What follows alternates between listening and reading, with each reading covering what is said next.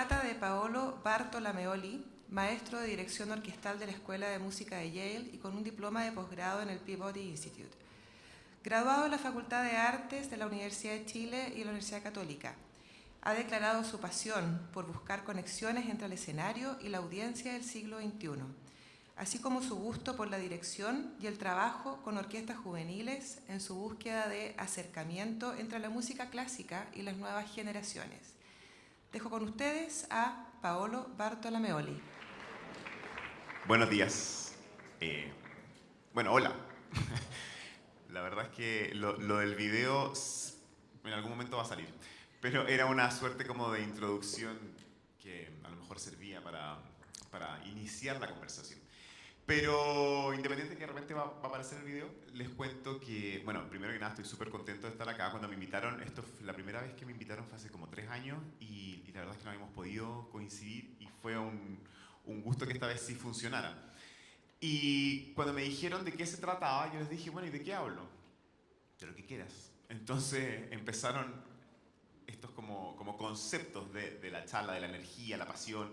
Y la verdad es que lo primero que les conté en un mail fue, bueno, yo creo que puedo partir con la anécdota de por qué soy director de orquesta, porque generalmente la gente me pregunta que, bueno, ¿qué te llevó a la música? Y la verdad es que una anécdota que a lo mejor alguno lo habrá escuchado ya porque la he contado hasta el cansancio. Yo creo que esta va a ser la última vez que la cuento, porque si no me van a decir, ya, pues Pablo, cuéntate otra.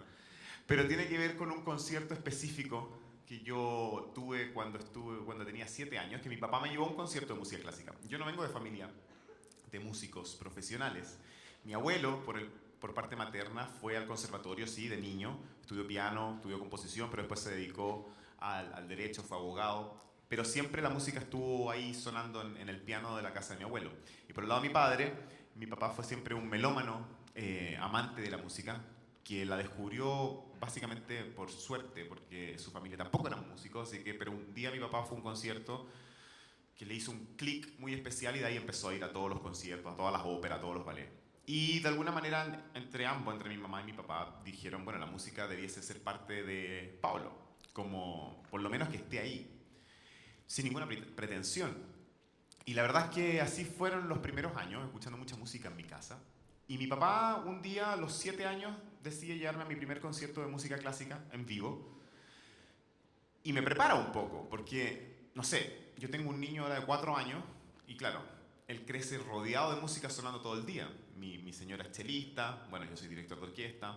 Entonces es más fácil que mi hijo esté con la música a flor de piel y los ensayos y cómo es el fenómeno esto de la creación musical. Pero para un niño que nunca había ido, a lo mejor lo más inteligente era justamente prepararlo. ¿Y prepararlo cómo? Y esto que les estoy contando es muy importante para todo lo que les voy a contar después en mi charla o como se llame la conversación que vamos a tener, que es cómo ir a un concierto. Mi papá me preparó con elementos muy simples, que era básicamente explicarme qué es una sinfonía, qué es un movimiento, por qué se divide en 4 partes.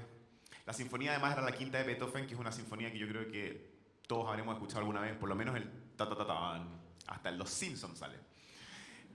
Así que está como en el inconsciente colectivo esa obra. Ese es el video. Bueno, déjenme terminar de contar la historia y después vamos al video. Y claro, ciertos elementos como para distinguir, como para llegar preparado al concierto. Y efectivamente sirvió mucho porque hizo que yo llegara al concierto con expectativa, como con una conciencia de que, ok, voy a ir a reconocer ciertas cosas que ya conozco. El motivo del ta-ta-ta-tan, o la separación de los movimientos, o ya me había explicado lo que era una fuga, que es esta forma de imitación, obviamente a un nivel básico, por supuesto. Yo tenía 7 años, tampoco me iba a empezar a hablar de contrapunto elaborado, pero por lo menos identificar cuándo comenzaba una fuga y esas cosas. Y ahí estaba sentado yo con mi papá, y sucede algo en la música en particular, que es una transición que escribe Beethoven, que hace que el movimiento, que el tercer y el cuarto movimiento estén conectados. Lo cual después cuando crecí y empecé a leer y me obsesioné con la música me di cuenta que era algo bastante especial, no era algo tan común, sobre todo para esa época, que era conectar 2 movimientos. Porque que un movimiento termine y uno tenga una pausa y casi tosa o qué sé yo, cualquier cosa que se hace la gente entre un movimiento y otro, es lo normal. Y después arranca el último, pero que Beethoven de alguna forma disuelva la energía y la contenga en su mínima expresión, que es un pedal casi a sottovoce, o sea que casi no se puede escuchar, y hay un ritmo en el timbal que comienza a poco a crear esta sensación de tensión, de energía que va creciendo y al final termina desembocando en esta tremenda victoria que es el cuarto movimiento, era algo que no era común. Y eso, cuando yo tenía 7 años, me impactó a tal grado que finalmente cuando comienza el cuarto movimiento me puse a llorar desconsoladamente. Y mi papá me miró y me dice, o sea, me mira un poco extrañado, obviamente emocionado, y yo lo miré de vuelta con los ojos empapados así. Y le dije, no sé por qué estoy llorando, si no es tristeza lo que siento. Y eso me marcó, obviamente, todo lo que siguió después. Los últimos 10 minutos de música fueron con esa sensación de como que estaba respirando con pulmones nuevos o sintiendo músculos que nunca había sentido. Mi papá, por suerte para mí, conocía al director de orquesta y me llevó a conocerlo. El director de orquesta, él en su propia emoción post-concierto y sacándose el sudor o qué sé yo, le toca en la puerta, aparece este niño se pone a llorar de nuevo y el director me mira y me dice, ¿qué pasó? Porque bueno, cualquier cosa podría haber pasado. Podría haber tenido hambre, está aburrido, o sea, muchas cosas. Y mi papá le hizo un resumen así muy rápido y le cuenta, bueno, esto es lo que pasó. Y él fue muy tierno porque me abrazó, se arrodilló, se puso como a mi altura, me miró y él se emocionó también. Y me abrazó y me dijo, bueno, por esto hacemos lo que hacemos. Y ese momento para mí fue clave. De ese día para adelante, yo dije, la música es otra cosa. Es algo que no puedo dejar de hacer. No puedo dejar de intentar replicar esta situación.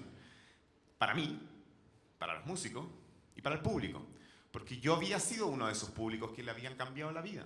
Que había entrado a un concierto como un niño de 7 años y había salido, no sé, un hombre de 7 años. Lleno de decisiones importantes para su vida.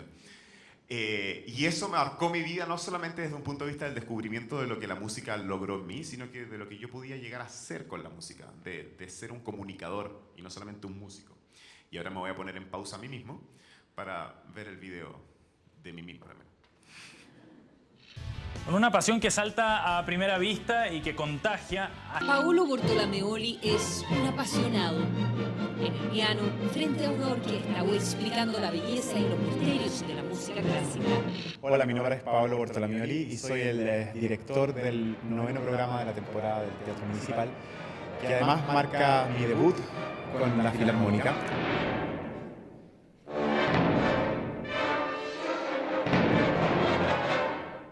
Que desde los 14 años, que era tu sueño llegar ahí. ¿Cómo nace ese gusto por ser director de orquesta? Para mí nunca fue ser director de orquesta primero, sino que la orquesta me enamoró.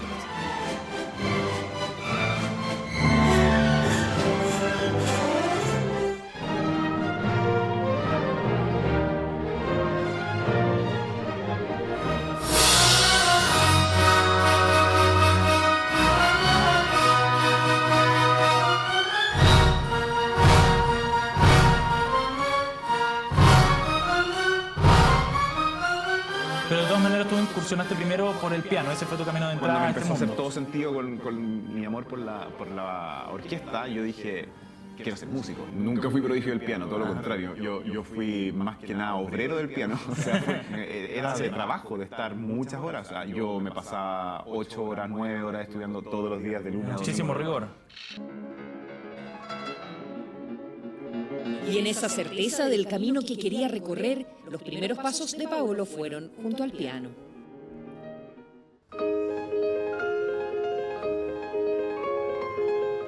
Años de práctica que Bortolameoli pasó en el campus oriente de la Universidad Católica.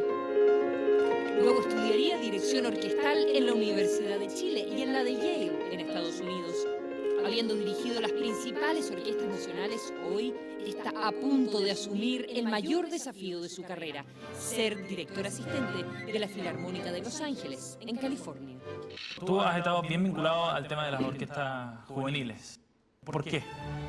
Se está creando este semillero tremendo de grandes talentos que ya están empezando a verse. O sea, están empezando a florecer, y más que florecer, ya establecerse como músicos consolidados muy jóvenes. Y eso es algo tremendamente importante, no solamente para nosotros, para una sociedad en general. ¿Por qué para la sociedad en general? Porque el arte no es un complemento, ¿no? Yo encuentro que es algo esencial, no es simplemente una manera de escape, no es solamente qué bonito el concierto, qué bonito la pintura.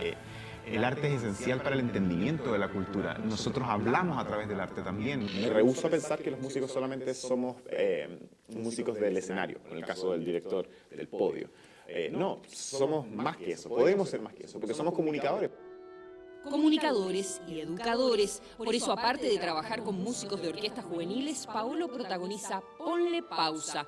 En primer lugar, ¿de qué se trata este programa? Ponle pausa.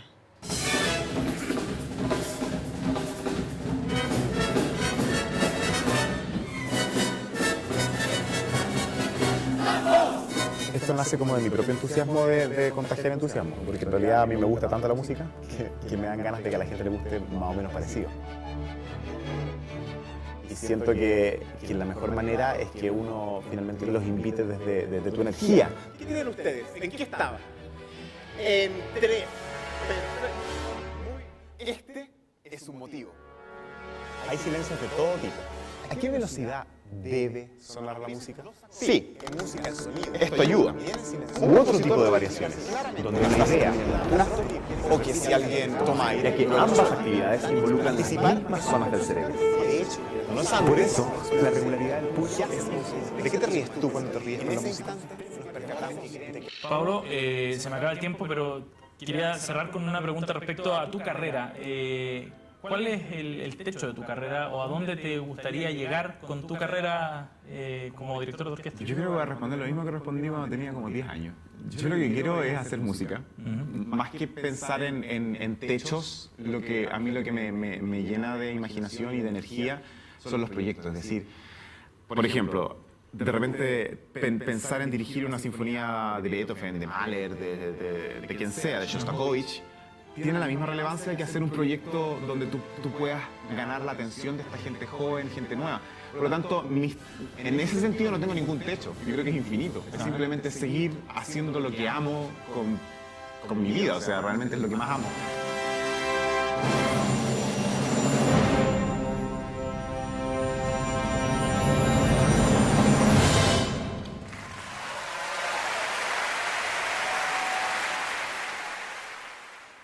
La última frase que puse ahí era que mis ganas de contagiar con audiencias nuevas, con gente nueva. Bueno, hay mucha gente nueva acá.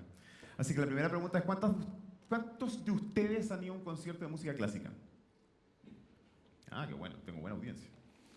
Entonces, ¿qué hago acá? Me voy. ¿Cuántos de ustedes han ido a una ópera? Menos, pero bastante. Bien.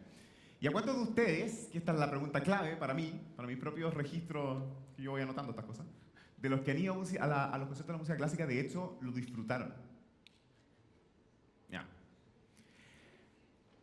¿Creen ustedes que la música clásica es vigente o es algo, de alguna forma, como contemplar un cuadro en un museo? O sea, ¿le ven la vigencia o creen que es simplemente ver algo que fue muy importante?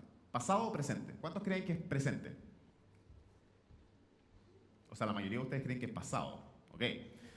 No, está bien, está bien. Sí, mi rol es entender por qué y tratar de cambiar eso.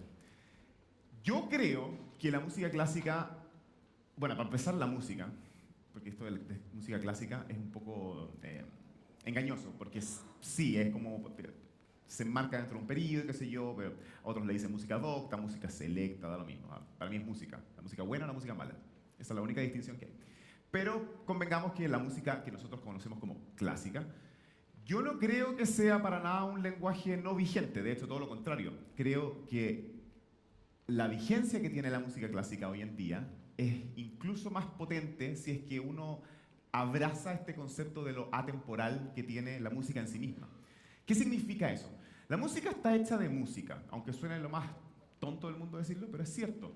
No es necesario que uno sepa mucho, no es necesario que uno entienda, esta obra la compuso Beethoven porque Napoleón traicionó sus valores y esta sinfonía entonces pasó de ser un homenaje a Napoleón a ser la carta casi de despedida de este héroe, que es la heroica, si algunos saben de lo que estoy hablando, pero eso da lo mismo.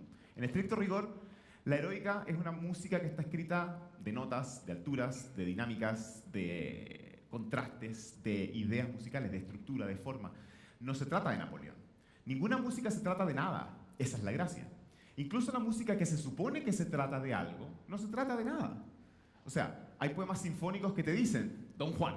Entonces uno va con esa sugerencia bastante, casi manipulada, de que, claro, este tema es obvio, es él, heroico, y después el segundo tema, es sus encantos y la seducción, y cómo hace que, bueno, don Juanescamente conquistar a todas las mujeres. Y el final es que, claro, es el final trágico. Pero eso es porque nos dijeron que se llama Don Juan. Y porque, bueno, porque Strauss, sí, puede ser que se haya inspirado en Don Juan, pero no necesariamente esa música por sí sola habla de Don Juan. Lo que hace esa música es hablar de música, insisto. Y así toda, incluso la música de película, que está acompañando una escena y que de alguna manera está enfatizando lo que está ocurriendo, si esa música uno la saca, va a tener un valor o no estrictamente musical. Por lo tanto, siempre mi primera invitación a todos, a todo el público, es que la música la escuchen desde la música, nada más. Incluso una canción donde el texto dice cosas y la música pareciera ser perfecta, si uno no... por ejemplo, si escucharon una canción pop en coreano, yo qué sé lo que está diciendo. O sea, o me gusta o no me gusta por la música. Ahora, si sé coreano, bueno, obviamente voy a entender otra cosa, pero yo lo mismo con un coreano escuchando una canción latina, o sea, es como... Y seguro que le va a gustar el ritmo, seguro que le va a gustar ese sabor distinto, pero es por la música, no por lo que está diciendo. Entonces, desde ese punto de vista, desde ese punto de partida, yo creo que la música clásica, como decía, tiene una vigencia gigante porque los parámetros musicales de ese tipo de música son tanto más ricos que en otros tipos de música. Sin ánimo de sacar la camiseta y decir la música clásica es la mejor de todas. No, para nada. Simplemente que la música clásica sí ofrece una gama de contrastes y de opciones para engancharse mucho más diversa. Por eso es que yo siempre digo que la música clásica no se puede escuchar en el metro, porque es imposible, porque de repente estás con una orquesta sonando a full y de repente es como que se quedan callados porque hay un instrumento así despacito y de repente uno está poniendo atención y otra vez una explosión y cambian los tempos. Y entonces es como, obviamente hay que darle un poco de concentración y de atención, no puede ser en un ambiente ruidoso. Tal vez eso es lo que aleja a veces a la gente de la música clásica, que es como, pero es que para mí la música es música funcional, es música de fondo, yo la ocupo para estudiar. Yo nunca en la vida pude estudiar con música, porque mi oído se iba a la música, obviamente. Pero, claro, hay que un poco abrazarla, pero también ceder a cuál es el grado de atención que nos supone. Pero lo más importante es qué esperamos de la música, qué tenemos que... ¿Cómo vamos a disfrutar de cada uno de esos parámetros musicales? Uno de los parámetros que a mí me gusta mucho, o más que parámetros, conceptos, que tal vez no es estrictamente musical, pero tiene que ver mucho con lo musical, es efectivamente escuchar con expectativas. Por eso es que les decía yo al principio que toda esta anécdota de mi papá me hace mucho sentido en la forma que yo escucho música. Porque lo que hizo mi papá fue darme un set de herramientas para ir a reconocer música, pero en el concierto sucedieron cosas que yo no esperaba. Como por ejemplo emocionarme con ese puente del tercer al cuarto movimiento de la quinta de Beethoven. Y la emoción que sucedió ahí, incluso si hubiésemos escuchado ese momento y lo hubiese entendido, seguramente no habría tenido el mismo impacto, porque también la música está hecha para ser escuchada en vivo. La música clásica, por lo menos, está pensada como una experiencia de estar en el ahí, en el momento. Ahí, cuanto tiempo y espacio. Porque es un arte escénica. El arte escénica, tal como el ballet o el teatro, son situaciones artísticas que solamente viven en el instante mismo en que son. Y eso, si bien es un pensamiento bastante como abstracto, filosófico, si se quiere pensar, lo dice todo, porque no es algo que está ahí fijo, no es un cuadro, o incluso no es un libro que uno puede volver y volver y volver a releer una línea. Pero una obra de teatro justamente no son los versos que están escritos en el papel, sino lo que representan los actores cuando están en la escena. Y eso hace que sea un arte tremendamente orgánico, dinámico, porque todo lo que está ocurriendo ahí va a ocurrir de tal forma solamente en ese momento. Incluso el coro que recién cantó, si cantara las 3 canciones nuevamente, va a sonar distinto. Van a sonar sutilezas distintas. Y eso es muy bello, porque uno está siempre predispuesto a dejarse sorprender, independiente de que uno conozca las cosas que van a sonar. Y en la música clásica, muchas cosas pasan. Entonces, desde el punto de vista de cuál es la predisposición que nosotros debiésemos tener ante la música. Yo creo que es como reconocer y dejarse sorprender. Por ejemplo, ¿qué pasa con un parámetro tan básico y que uno a veces se olvida de ponerle tanta atención, que es el silencio? Ustedes se han dado cuenta que el silencio es como un concepto que tiene que ver más que nada con la ausencia de sonido. O sea, es como que algo ocurrió, dejó de existir el sonido. Pero para los compositores el sonido y el silencio, de alguna manera, tienen igualdad de peso, están peleando en igualdad de condiciones. No siempre lo que suena es música. A veces lo que no está sonando es más música aún que lo que está sonando. Les voy a dar un ejemplo. Acá, en una sonata de Beethoven, que muchos conocerán, y los que no la conocen, qué bueno, porque así tienen algo nuevo para escuchar. La introducción de la sonata patética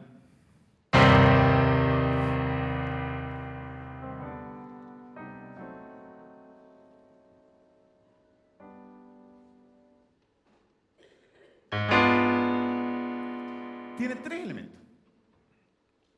Tres elementos para dejarse sorprender. Primero que nada, esto. Un golpe dramático, un acorde de do menor casi sentencioso, que de hecho en la literatura de Beethoven es bastante simbólico. Cada vez que Beethoven ocupa un do menor es por algo, y es para algo, es para decir algo. O es un dramatismo contra el destino, o hay un heroísmo dificultoso, pero do menor en Beethoven es importante, o sea, y esto está en do menor. Entonces este acorde es como yo soy Beethoven, y con ese forte más encima. Ahora, eso es lo primero, el acorde en sí mismo. Pero ¿qué pasa con lo que sigue después? Si ustedes se dan cuenta, no sé cómo se pone esto, ahí, creo. No, yo creo que no. Ahí. Este acorde tiene una resonancia, ¿cierto? Y esa resonancia va desapareciendo. Y eso nos deja en otro estado en cuanto a los volúmenes, porque pasamos de un forte a lo que nos deja el sonido que se va yendo, que es un piano, para tomar esto.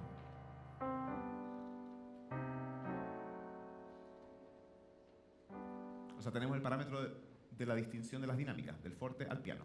Sin embargo, lo que hace más dramático el forte piano no es solamente la diferencia en los niveles del volumen, sino las tensiones armónicas, hacia dónde van estos acordes. Porque esto es un acorde cerrado. De alguna manera podríamos decir que antes de este acorde habría sonado algo así. ¿Cierto?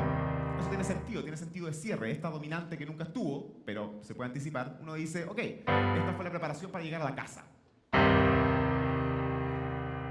Hay sentido de cierre. Sin embargo, lo que sigue después, no. Sobre todo, este acorde. Eso no tiene nada de cierre, eso no es casa, eso es inestabilidad. Uno está esperando que esto vaya a alguna parte. Y ese alguna parte es esto. ¿No? Hay una suerte de relajo. Por lo tanto, esa tensión de las disonancias nos produce una inmediata sensación de expectativas, de que algo todavía no está resuelto. Y esa resolución va a llegar en este acorde. Y uno, aunque no haga el acto teatral, uno dice, ¡ah, qué alivio! Pero después viene un silencio. Yo partí diciendo, el silencio. Nos quedamos ahí. Y es como, ¿y qué pasó? ¿Dónde está la música? Y la música se interrumpe de nuevo con una especie de vuelta al mismo carácter de este primer acorde, ¿cierto? Acá. Pero este es mucho más tenso. Este era casa, este no. Este tiene disonancia en sí misma que uno espera que resuelva de alguna forma y resuelve más lento todavía, porque eso sí que suena conflictivo. Cada una de esas notas está pidiendo a gritos, por favor, haz esto. Ok, y uno dice, otra vez, qué alivio. Pero Beethoven es Beethoven. Entonces juega con nosotros y después que tira, peor todavía, más disonante. Y lo que uno decía, bueno, pero ahora va a venir un... Sí, pero esta vez es distinto, porque lo apresura, lo hace más ansioso. Entonces va de... Repite la fórmula. resuelve, pero vuelve a abrir una puerta que no es casa. Esta es casa por un segundo.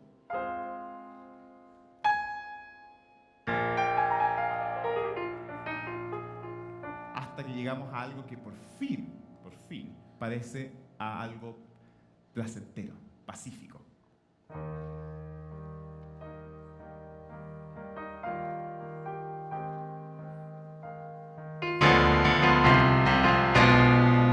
Ya. De placentero nada.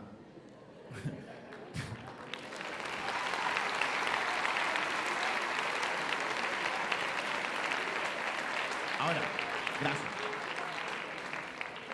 De placentero nada, de beethoveniano todo. Porque eso es Beethoven. El contraste, la lucha, el conflicto, la sorpresa, el desafío, la expectativa, el que te dé algo que tú estás esperando o lo retrase. Que empiece una sinfonía con un ta ta ta ta y hay un silencio.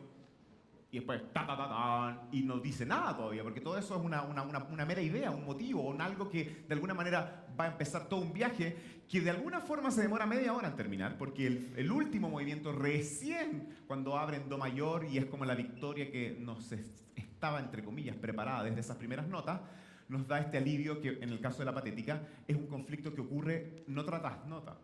Ahora, lo que yo les decía, pasan tantas cosas en un par de compases. Está la sorpresa.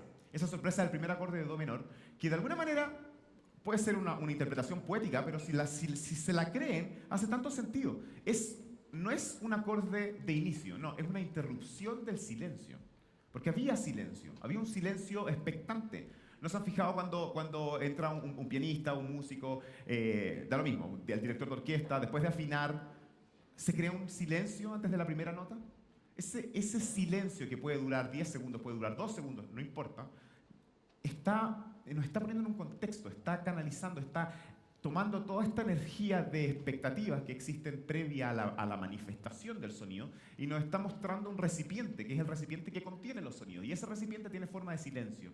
Entonces, disfrutar de ese silencio y dejarse impactar por el primer sonido, que puede ser este, que es un golpe así tremendo, o un sutil sonido que de hecho pareciera surgir desde el silencio, es parte de toda la manera en que nosotros podemos escuchar la música. Escucharla de esa forma orgánica, donde cada gesto, cada intención, cada acto creativo del compositor tiene un porqué. En el caso del comienzo de la patética no solamente tenía que ver con esa interrupción, sino que, como vimos, con la tensión y la distensión de los acordes, de cómo las disonancias, que uno sabe cuáles son disonantes. La percepción de la disonancia está en nuestro organismo. Nosotros siempre sabemos cuando algo debiese de alguna forma resolver, tanto por herencias culturales, porque nos hemos acostumbrado a escuchar música que de alguna manera tiene una tendencia tonal, que es esta cosa de que la disonancia resuelve en una consonancia, como también por teorías que tienen que ver con la ley de las leyes naturales de los armónicos, donde la serie de armónicos se construye a partir de un sonido base. Ese sonido base desprende otros sonidos colaterales que nosotros conocemos como la serie de armónicos, donde se puede encontrar la naturaleza de un acorde mayor y que el acorde menor viene después. Es por eso que casi todas las culturas sienten que una segunda menor, una séptima mayor, un tritono es una disonancia, y esa disonancia tiene que resolver. Yo soy más de la tendencia que tiene más que ver con una cosa cultural. Hemos aprendido a que así es, a que ciertas cosas tienen que resolver de una forma y no de otra. Porque por algo la música del siglo XX resulta ser a veces tan dura para uno, pero por otra parte cuando uno se acostumbra a ese lenguaje y se desprende de todo lo que tiene que ver con las expectativas culturales, tonales, armónicas, es música increíble, llena, sí, de disonancia, pero donde la disonancia en realidad pasa a ser una consonancia como en términos propios. Como que es una nueva forma de ver agrupaciones de acordes superpuestos. Entonces un acorde que en Beethoven suena tremendamente, de alguna manera te está pidiendo, por favor, dame el otro. En la música contemporánea no, ese acorde puede ser incluso más disonante y sonar en sí mismo como una resolución tremendamente válida y tremendamente expresiva. Pero volviendo a la patética, además de la disonancia, estaba lo del silencio. Porque cada una de esas esperas entre un acorde y otro hace que uno vuelva como a cero, como a ese recipiente de sonido, donde cualquier cosa que venga va a ser la interrupción del sonido, y no viceversa. No es el silencio y la interrupción de lo que está sonando, sino que es el sonido el que interrumpe el silencio. Si lo ven de esa forma, cobra un nuevo sentido, porque nuestra audición es muchísimo más activa, es mucho más de frente a la propuesta del compositor. Y eso es lo que a mí me llamó la atención desde niño, que la música clásica efectivamente me podía dar una especie como de historia que yo voy develando todo el tiempo. Una historia hecha de sonidos que no significa nada más que los mismos sonidos, insisto. Olvídense de que, o sea, la música puede evocar muchas cosas, eso sí, y cada uno tiene el derecho a decir, ya, pero es que esto es como música tan revolucionaria, o esto es claramente él está enojado, o está triste, o está melancólico. De hecho, otro ejemplo. Esto, acepto todo tipo de comentarios, o sea, esa es la gracia. ¿Qué tipo de música es esta?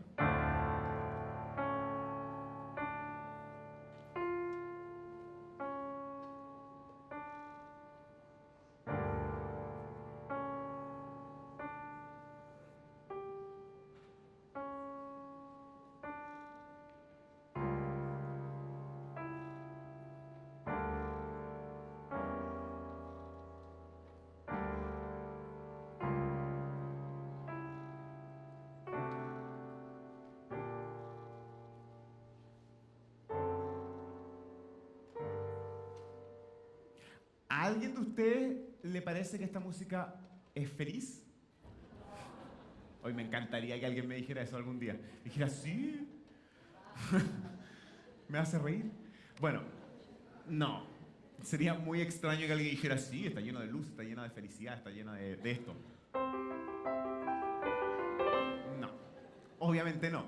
Tiene un carácter casi de marcha fúnebre. Ahora, esto es tan elocuente que un poco derriba todo lo que estoy diciendo yo, lamentablemente. Porque yo digo, no, la música no significa nada. Y claramente, si a una encuesta casi todo el mundo me dice, pero esa música es terrible, es amarga, es dura. Y peor si es que yo les digo cuándo la escribió, porque Beethoven escribió esto justamente cuando empezaron los primeros síntomas de su sordera. O sea, más desolado no podía estar, porque de alguna forma vio lo que venía, que su vida iba a ser abstraerse del mundo, de no poder comunicarse. Por lo tanto, esto es amargo, sin duda. Pero si no supiéramos toda esa anécdota, y vamos jugando solamente con los contrastes, fíjense que justamente esa misma música que en una primera parte termina...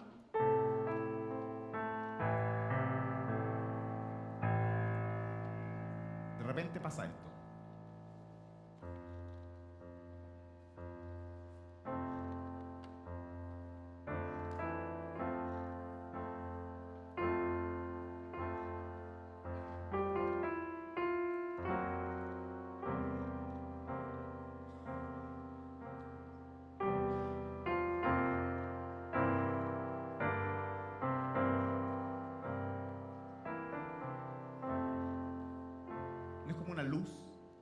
Que atraviesa este momento de oscuridad. Ahora, eso, que es una luz que dura un poquito, miren lo que hace Beethoven.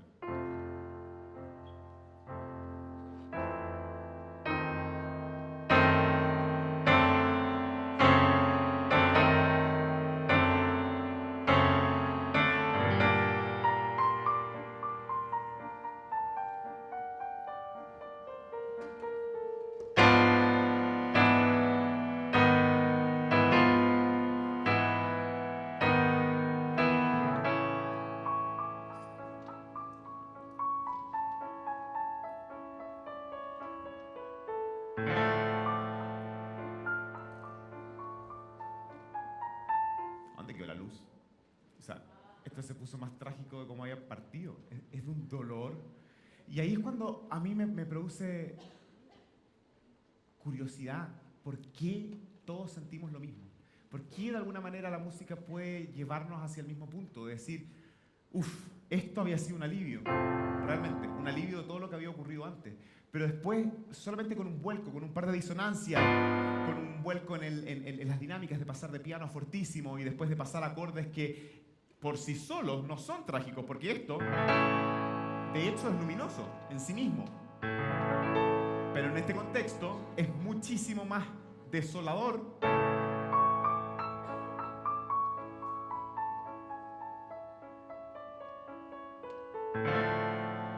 que lo que habíamos escuchado incluso en el comienzo, que era lento, lúgubre, oscuro, re menor. Pero resulta que un la mayor puede ser incluso más, como les digo, desolador por el contexto en que está escrito. Entonces, todas estas cosas me hacen pensar que efectivamente el ejercicio de escuchar música clásica depende mucho de nuestra atención, pero también de nuestra disposición a ser sorprendido, a encantarse con todos estos detalles, con todos los contrastes, con cada silencio, con cada disonancia, con cada cambio en el pulso, en el tempo, en todas estas ideas. Y ahí es cuando yo vuelvo al origen de lo que estaba conversando, que decía que yo siento que la música clásica es más vigente que nunca, porque justamente, si se dan cuenta, estamos viviendo en una época tremenda, llena de información, de mucha velocidad, muchas cosas pasan al mismo tiempo. Y si nosotros entramos con esa disposición a escuchar música clásica y nos olvidamos que fue escrita hace 3 siglos, hace 2 siglos, hace 1 siglo o ayer, porque la música clásica se sigue componiendo hasta el día de hoy, nos vamos a dar cuenta que efectivamente estamos tal vez incluso más preparados que antes para escuchar música que tiene mucha información que sucede al mismo tiempo. Una sinfonía de Mahler, por ejemplo, una sinfonía que dura 1 hora donde hay miles de capas simultáneas, miles de contrastes, miles de ideas y donde realmente pasa de un extremo al otro, desde el sentido del humor, desde el sarcasmo, desde la amargura, desde su visión de la muerte, de la felicidad, el amor. O sea, así, todo el rato, cada 2 compases. Y más encima con información que sucede simultáneamente. Por eso es que cuando Mahler escribió estas obras y las estrenó, muchas de ellas fueron fracasos, porque la gente no entendía nada. Era demasiada información, era demasiado, a veces arbitrarios los cambios de humor, a veces eran demasiado vulgares para la música de ese entonces, el que él incorporara sonidos de la calle, bandas judías que se cruzaban en una procesión fúnebre, en el caso de la Titano, o sonidos de la naturaleza, que hacían unas trompetas detrás del escenario, que habían hasta cencerros de vaca, o sea, de todo para, de alguna forma, llevar el sonido de su mundo complejo, el mundo de un ser como cualquiera de nosotros, que tiene más de una idea al mismo tiempo, que suceden muchas cosas, donde hay... me cayó el micrófono, viste que me entusiasmo, se me cae el micrófono. Donde justamente toda esta idea de casi ponerle un pendrive a alguien en el cerebro y extraer de su cerebro toda la música que representa todos estos pensamientos simultáneos, como la corriente de la conciencia, como escribía James Joyce a principios del siglo XX. Era mucha información sonora para la gente de ese entonces. Pero hoy en día yo siento que es todo lo contrario. Yo creo que es justamente la música que habla a nuestra manera de absorber, de procesar, de entender esa información en un mundo que corre muy rápido. Entonces, la música clásica, si ustedes se olvidan de cuándo fue escrita, incluso si se olvidan de los contextos, si se olvidan de Napoleón en el caso de Beethoven, si se olvidan de cuándo hizo tal cantata Bach, de dónde estaba, si estaba en Viena o estaba en Salzburgo, Mozart escribiendo tal o cual ópera, y solamente escuchan la música desde su cantidad de estímulos, les aseguro que yo creo que nadie va a quedar indiferente, porque es música que nos llama a nuestras propias resonancias. La música clásica, así como el arte en general, no es música escrita por alguien que no haya sido un ser humano. Y esas son las cosas que más me gusta del arte en general. Nosotros estamos preparados para consumir arte, sin duda. Es lo que nosotros tenemos como lenguaje universal. El arte está presente en todas las culturas desde los orígenes de nuestra civilización, de todas las civilizaciones. Y por algo es, porque hay una necesidad intrínseca de manifestarnos de una forma que no es posible a través del lenguaje escrito, del lenguaje oral, sino que tiene que ser una cosa abstracta. Y eso abstracta hace que, de alguna forma, los que reciben esa información ya vengan preparados de por sí. El arte es nuestro lenguaje universal. Y la música clásica, en mi caso por lo menos, me hace mucho sentido de que es tal vez la radiografía más precisa de lo que ocurre por nuestras cabezas como un soundtrack de nuestras vidas, de nuestra alma, de nuestra forma de comunicarnos, de entendernos. Uno cambia de país, cambia de cultura, cambia de idioma y de alguna manera la música sigue siendo un lenguaje que todos entendemos con los mismos recursos, con las mismas herramientas. Todo el mundo es susceptible a una disonancia en Beethoven, a una interrupción del silencio, a un silencio prolongado, a un cambio en el tempo, a un acelerando. No es necesario ni siquiera que hablemos el mismo idioma y todo el mundo lo entiende así. Entonces, si nosotros estamos dispuestos a dejarnos de alguna forma influenciar por esa cantidad de sonidos y más encima queremos verlo en vivo, qué es lo que ofrece una experiencia única, porque realmente estar ahí en presencia de una orquesta, en presencia de un músico, de un pianista que está dando su vida en ese momento, y nosotros somos parte de esa experiencia del ser y el estar, de la música que está haciendo en ese momento, que deja de existir apenas termine, igual que una obra de teatro o un gran salto de un bailarín en un ballet. Entonces nosotros estamos siendo parte del último eslabón del proceso creativo, porque la creación de las artes escénicas depende de la representación. Y para la representación, nuestra colaboración como audiencias es crucial, porque somos parte de ese momento único, de eso que está ocurriendo ahí. Bueno, espero haber convencido por lo menos unos 20 más a que vayan a meterse a un teatro, porque, porque realmente les va a cambiar la vida. Y los que ya están yendo, no dejen de ir, porque realmente cada concierto, cada ópera, cada nuevo música de cámara, cada obra contemporánea en un festival de música contemporánea, está tan cargado de información que viene directa de estas mentes sensibles que yo les garantizo que va a resonar en ustedes. Vamos a las preguntas, creo. Vale. La idea ahora es que Paolo responda a preguntas del público. Entonces, para eso, si alguien quiere hacer una pregunta, levante la mano, les van a entregar papel y lápiz. Pero mientras tanto ya han llegado varias preguntas acá, así que ya vamos a empezar y nos vamos a sentar a conversar. Primera pregunta, vamos a ir intercambiando los micrófonos mientras nos pasan otros. Dice, si es que todo es música, ¿dónde está la línea entre música bella y entre, comillas, mala música, si es que hay en todo arte? Qué buena pregunta. Qué difícil de contestarla. Sí, yo creo firmemente en que esa es la única distinción que existe en la música, la buena y la mala, porque no se trata de los géneros, no se trata de los estilos. O sea, en la misma música clásica hay distintos estilos, hay distintos periodos, hay distintos compositores, pero si nos olvidamos de la música clásica y nos vamos a otro tipo de música, el rock, el jazz, el blues, la cumbia, qué sé yo, lo que sea, obviamente cada uno tiene valor en sí mismo por las características propias de ese estilo. A mí me encanta el jazz, me encanta, no sé, bueno, soy medio clásico, me gustan los Beatles, me gusta Pink Floyd, y seguramente me gustan ellos justamente porque me parece que su propuesta musical es tremendamente atractiva, y ahí es donde entran los parámetros de medición de qué hace que una música sea buena y una sea mala. Es bastante subjetivo, por supuesto. Uno no puede llegar y decir, no, esto es malo, o esto es bueno. Yo creo que en el caso mío, por ejemplo, ¿por qué me gusta una canción de los Beatles? Es porque siento que el nivel de creatividad, de vuelo, de libertad que tienen en términos como de que no les importen como las fronteras, digamos. Obviamente tiene que ver con contextos muy específicos.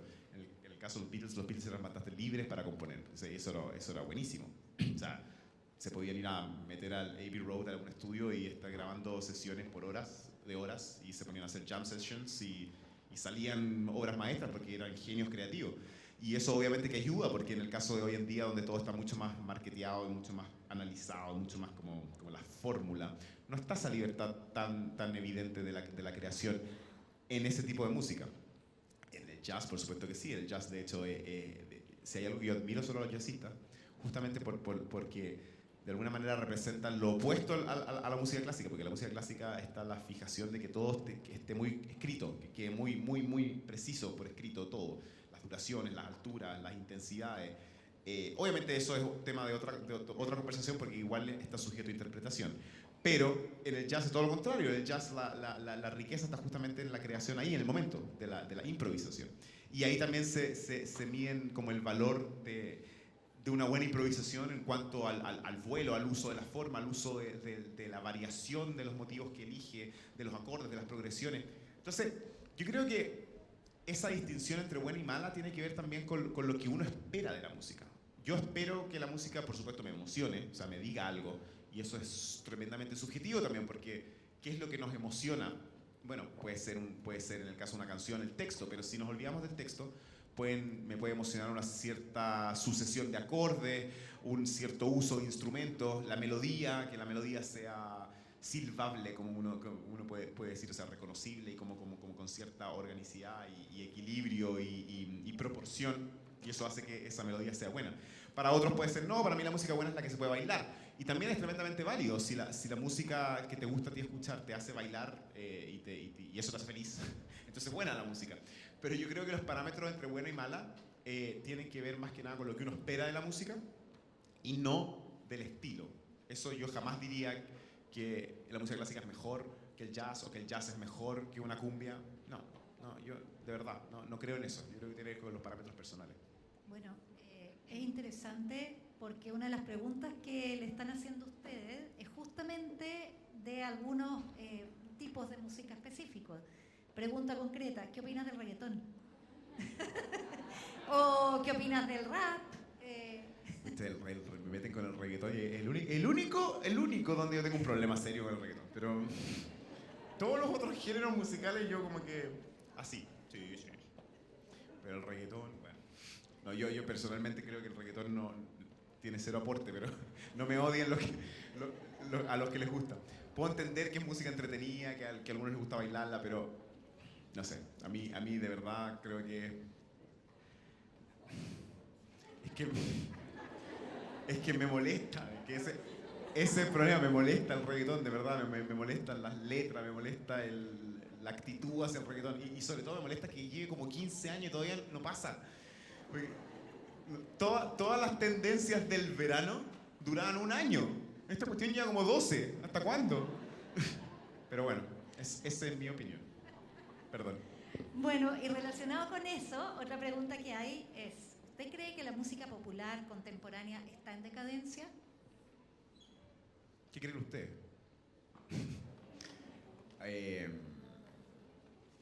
Es que yo creo que se separan en distintas cosas. Yo creo que lamentablemente, como muchas cosas, lo que uno conoce como mainstream, esa palabra está como en un peligroso uso, porque no necesariamente algo que mucha gente escucha es malo, para nada. De hecho, al revés. Yo soy de la idea de que ojalá todo el mundo escuchara música buena. Y si de repente, no sé, pasara algo que no va a pasar nunca, por supuesto, pero estuvieran todos cantando la patética por la calle, diría, wow. Y eso no la haría ser menos buena porque sea más popular. Así que lo popular no tiene nada de malo, para nada. Sí creo que hay una especie como de tendencia a no preocuparse tanto por el contenido de quienes fabrican la música, porque literalmente es eso, porque está más pensado en otros fines, en vender, en que sea un éxito comercial. Y evidentemente desde ese punto de vista se llegó como a descifrar, a decodificar las fórmulas que hacían eso. Y de hecho, o sea, esto no lo digo yo, métanse a YouTube y vean, hay videos que te muestran literalmente cómo se fabrica una canción pop. En el sentido de que la duración que tiene, los acordes que se ocupan, la tesitura del cantante, todo está como absolutamente ya probado de que eso funciona así. Entonces una cosa va arriba a la otra y al final es como que armas una canción pop en 5 minutos que funciona. Y eso, ok, como dice, funciona. Pero para mí es triste porque se aleja demasiado de como el origen, que es una especie como que la creación debiese siempre ser un acto como inevitable, como que es algo que te supera, como que tú necesitas expresar algo. Independiente de que sea una música folclórica, una música clásica, jazz, una canción popular, el creador en sí mismo no debiese nunca dejar de ser esa fuerza irrefrenable de una idea pura que nace de la inspiración y el trabajo, por supuesto, pero no de una fórmula. O sea, que la música haya pasado a ser una cosa como de laboratorio, se aleja mucho de lo que debiese ser. Y en ese sentido, la música, por lo menos comercial de hoy en día, es muy eso. Es muy la fórmula que funcionó, que funciona, que sabemos que es éxito seguro. Y claro, ojalá no fuese así. Entonces, en ese sentido, sí, puede ser que la música pop comercial, no pop, la más comercial, sí está viviendo como un periodo como de estancamiento creativo, por lo menos, porque se salió del foco. Por eso decía, no sé, Queen es fantástico, o bueno, Pink Floyd, obvio, y los Beatles y qué sé yo, pero no sé, Radiohead, son buenos grupos, tienen buena música. Pero porque hay interés creativo de por medio. Y ahí es donde vuelvo a enfatizar, no tiene que ver con el estilo, para nada. No algo que uno dice sofisticado es la única forma de hacer música. Puede ser una música muy simple, pero está bien hecha, está bien, es buena música. Bueno, en relación a buena música y opiniones, muchos han preguntado cuál es tu compositor favorito y por qué. No puedo. Me sentiría infiel a tantos otros. Mi respuesta para esto, que de verdad me la creo, supongo que me sirve, es que mi compositor favorito es el que estoy trabajando en ese momento. O sea, no sé, la semana pasada estaba dirigiendo Mahler y, bueno, me encanta Mahler, sin duda, pero en ese momento Mahler era todo. Realmente era mi compositor favorito. Y ahora la próxima semana voy a estar dirigiendo Sibelius y estoy como asibeliusado porque necesito como estar en ese momento. Me gusta demasiado la música como para elegir a alguien. De hecho, al revés.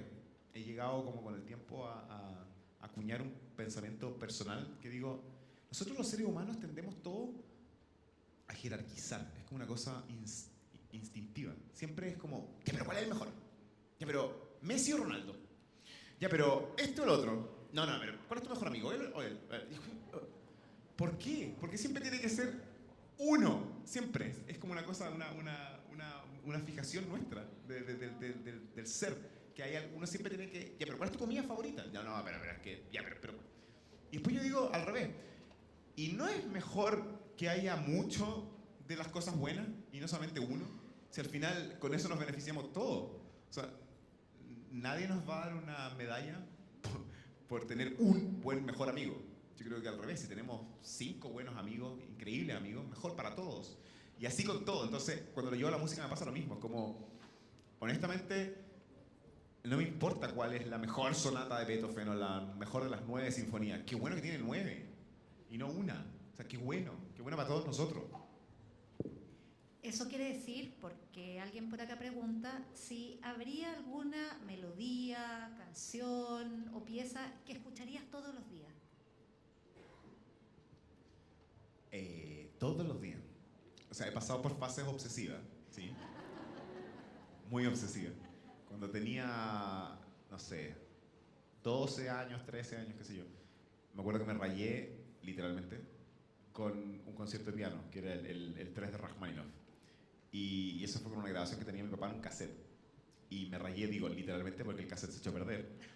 Y no lo pude escuchar más. Y encargué el CD, obviamente. Y el problema es que en esa época, ay, ni que fuera tan viejo, pero bueno, en esa época, en esos años, no era Amazon así tan rápido. Entonces se demoró como 3 meses en llegar. Y yo estaba, pero que no podía más de angustia, porque decía, pero ¿cómo? Si este cassette ya no da para más, se va a morir, no va a poder... Tengo que escuchar este concierto, mi cuota diaria, que era como escucharlo 3 veces diario. Y cuando llegó el CD, era la persona más feliz del mundo. Pero eso es como para decir como los rasgos obsesivos de escuchar la misma obra mucho, sí, me ha pasado. Pero ahora es al revés, yo creo que me gusta escuchar mucha música y seguir descubriendo música. Como que eso es un placer también, porque es infinito, o sea, me voy a morir sin haber escuchado toda la música, eso es obvio. Entonces, es rico seguir escuchando. ¿Y cuál ha sido uno de tus últimos descubrimientos? Bueno, de hecho, la sinfonía que voy a dirigir ahora en Buenos Aires es la primera de Sibelius y no la conocía. Así que ha sido un descubrimiento. Y fantástico, porque, no sé, Sibelius yo conocía mucho la 2, que es la que más se toca, o la 5, que me gusta mucho, pero la 1 no la conocía. Así que, feliz. Otro descubrimiento... No, ese no es descubrimiento porque los conocía, pero reconozco que ahora entré como en una fase como de ir en lo profundo, de los últimos cuartetos de Beethoven. Del cuarteto de cuerdas, que son de las obras más importantes que escribió, sin duda. Pero yo como pianista siempre fui muy fanático de las últimas sonatas de Beethoven.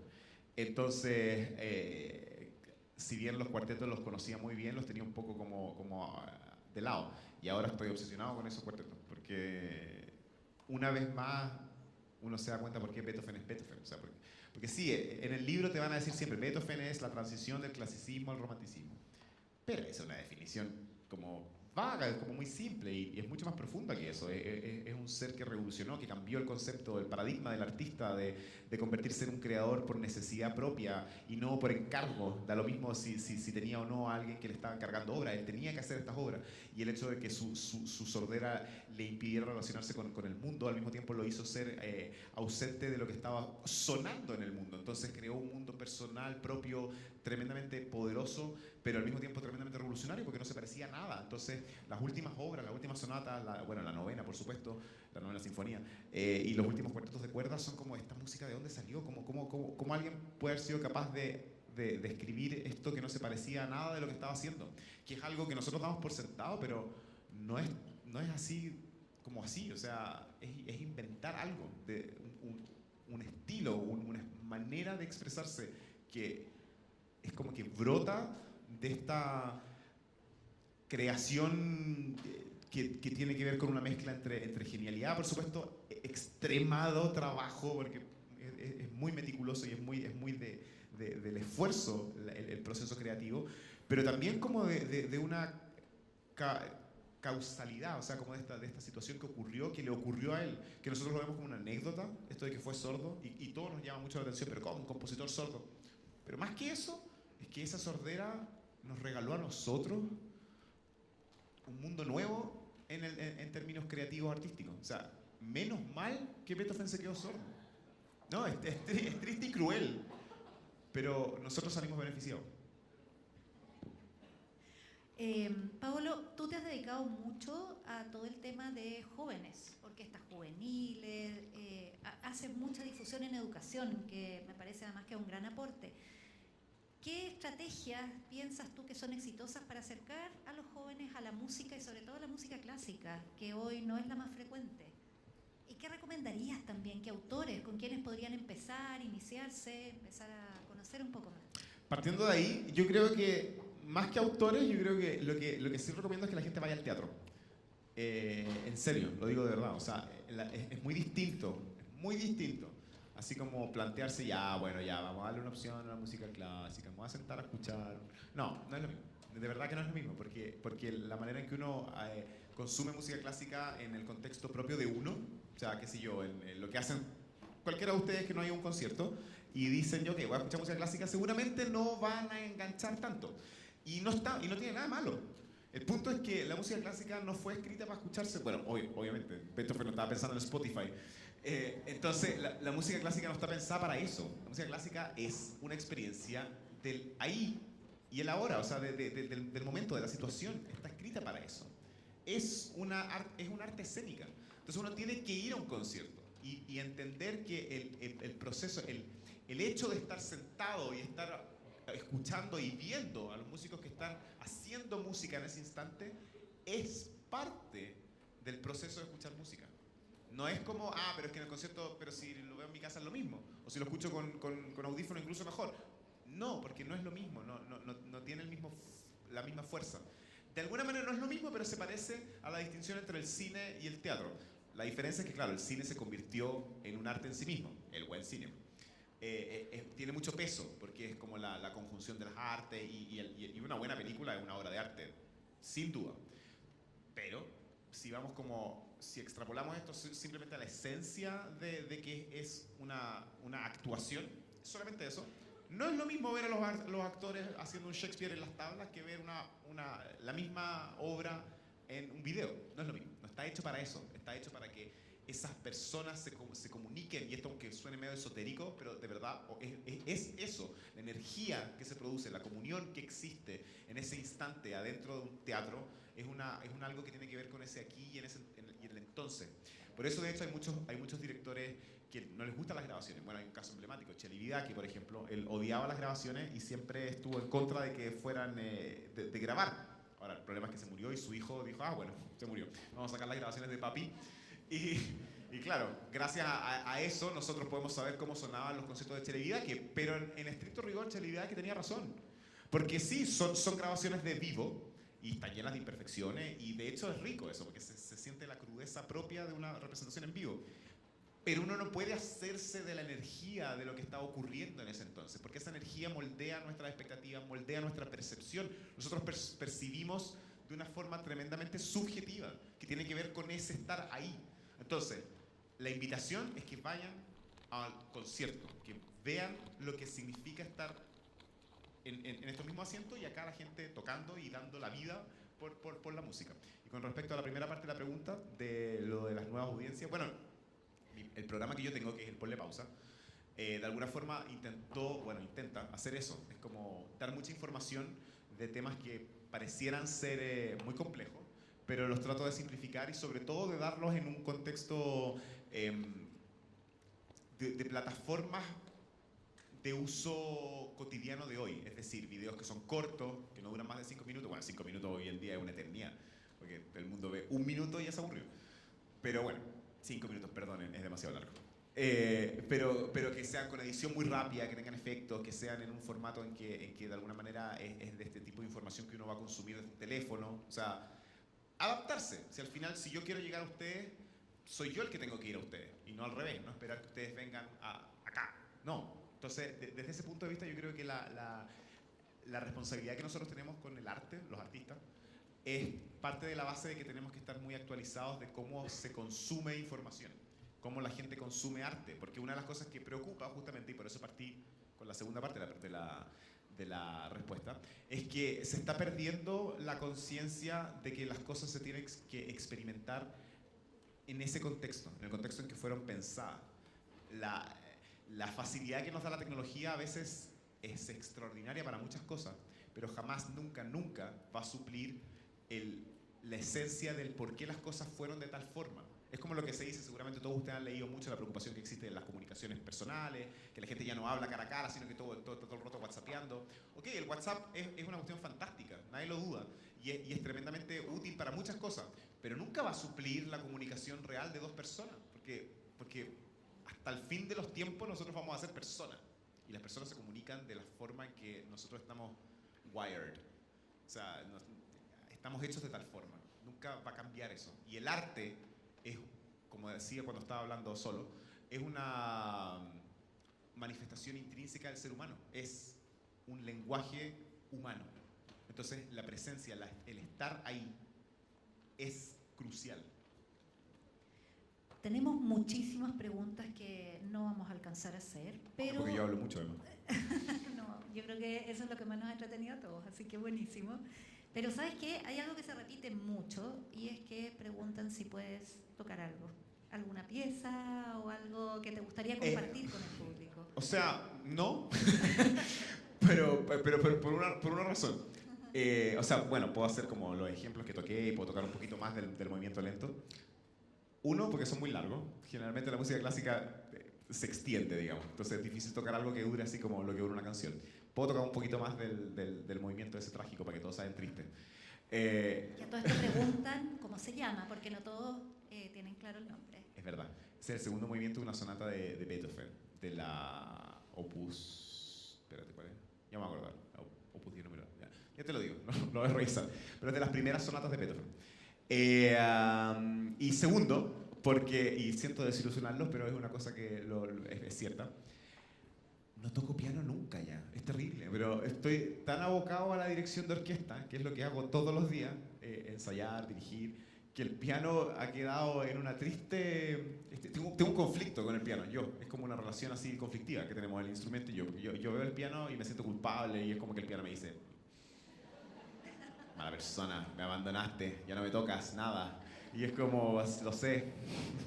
Y es una situación conflictiva porque lo extraño, obviamente que extraño tocar con mis dedos, obviamente, pero seguramente acá hay muchos músicos y sabrán que la relación que uno tiene con un instrumento es tremendamente íntima, o sea, es del día a día, de pasar muchas horas tocando piano o violín o lo que sea. Y yo, por respeto a la música, porque por Dios que respeto a la música, no, ya como que no me siento con ese derecho, como de llegar, sentar y tocar, porque estoy dado a la dirección, pero si quieren, sí, puedo tocar un poquito del movimiento lento ese o algo así. ¿Se les parece, no? Sí. O si quieren hacer más preguntas, no sé. No, preguntas hay muchas, pero querían escucharte Yo también. prefiero las preguntas. Bueno, veamos qué puedo tocar un poquito.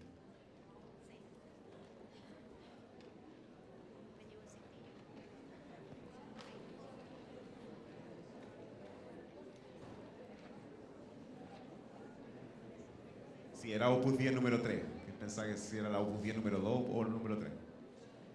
La sonata. ¿Qué es la sonata 7? Bueno, toquemos un poco más de ese movimiento.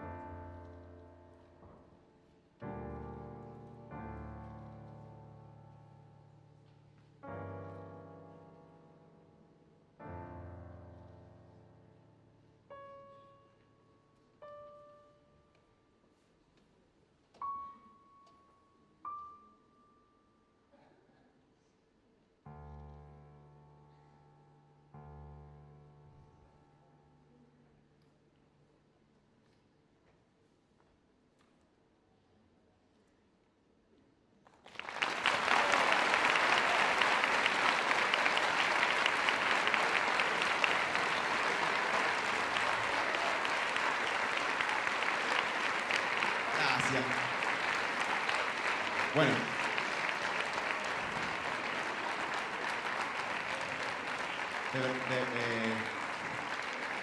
Gracias. Hice lo que pude porque como pianista obviamente que uno está acostumbrado al piano, de verdad. Cuesta de repente acostumbrarse a la clavino, pero bueno, gracias por los aplausos. Bueno, bravo para Beethoven, sí. Esa música, bueno. No, gracias por el súper regalo. Estamos ya terminando este espacio. Desgraciadamente quedaron muchas preguntas, así es que en algún minuto yo creo que vamos a tratar de hacer llegar. Estás mirando esa es bien especial. Tengo lista mi canción para cuando muera. Purple People, de Tori Amos. ¿Tienes la tuya?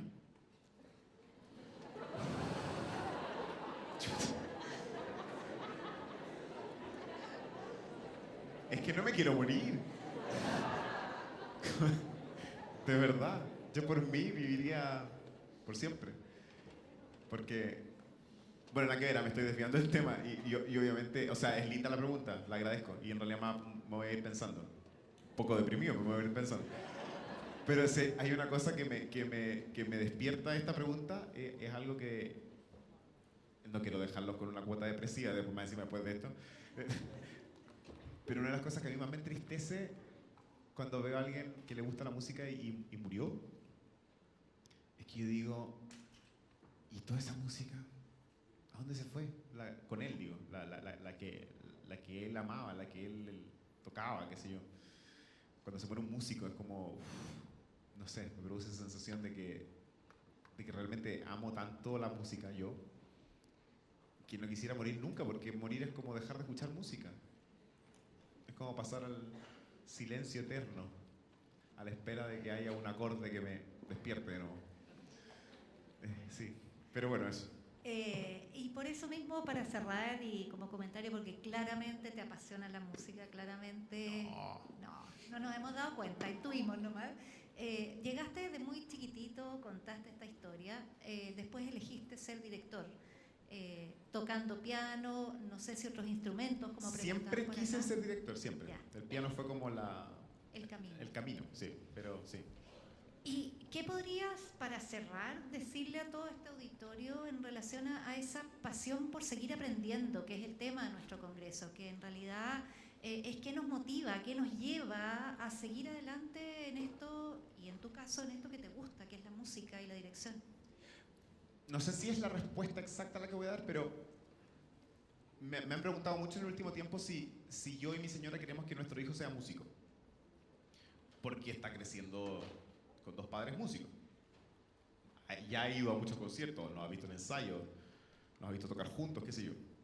Y hasta ahora, si bien se nota que le gusta la música, no ha demostrado especial como interés. Bueno, tiene 4 años, tampoco es que... Pero ¿cómo? ¿Dónde está la primera sinfonía? No. Pero obviamente pues hay que esperar qué es lo que pasa. Pero sí me pasa que mi respuesta siempre... porque la pregunta es concreta. Es como, ¿ustedes esperan que sea músico? Mi señora, claro, se va por el lado como más bonito y dice, hoy sería tan bonito que fuera violinista porque la Elisa es chelista y yo soy pianista, entonces podríamos tener un trío. Y sí, desde ese punto de vista es como, qué lindo sería. Pero la verdad es que, y es como mi respuesta para usted, mi respuesta siempre me da un poco lo mismo. Lo que sí le deseo, pero con toda mi alma, es que encuentre ese algo que le haga tanto sentido que cualquier cosa que él decida hacer no sea una profesión, no sea un oficio, sino que sea su forma de ver el mundo. Para mí la música es un prisma personal. Yo veo a través de la música. Y todo me hace sentido a mí por la música. Y de los grandes como agradecimientos que yo puedo tener de las cosas que me pasaron, a lo mejor con ese inicio de esa anécdota, o de haberme sentado a los 5 años debajo del piano a ver a mi abuelo tocar, es que fue como una especie de, no sé, epifanía muy pronta. Era muy niño cuando yo dije, esto es, listo, se acabó. No hay más búsqueda. Yo sé que eso no es lo más común, pero yo siempre invito a la gente como abracen todo lo que pueden, háganse de todas las experiencias posibles lo antes posible, como para saber ¿qué era lo tuyo? Era el arte, era el deporte, era la política, qué sé yo, la medicina, no importa. Pero siempre veo el mismo brillo en los ojos de las personas que encontraron su camino cuando realmente dicen, es que esto soy yo. Yo no puedo ser otra cosa.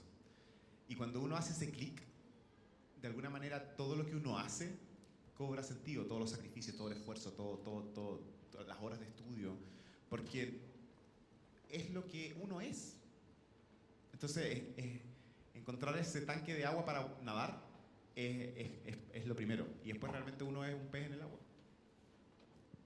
Bueno, con esto queremos darte las gracias por todo, por haber compartido tu experiencia, esa historia, este regalo musical que nos hiciste. Así que espero que todos lo hayan disfrutado y te agradecemos mucho.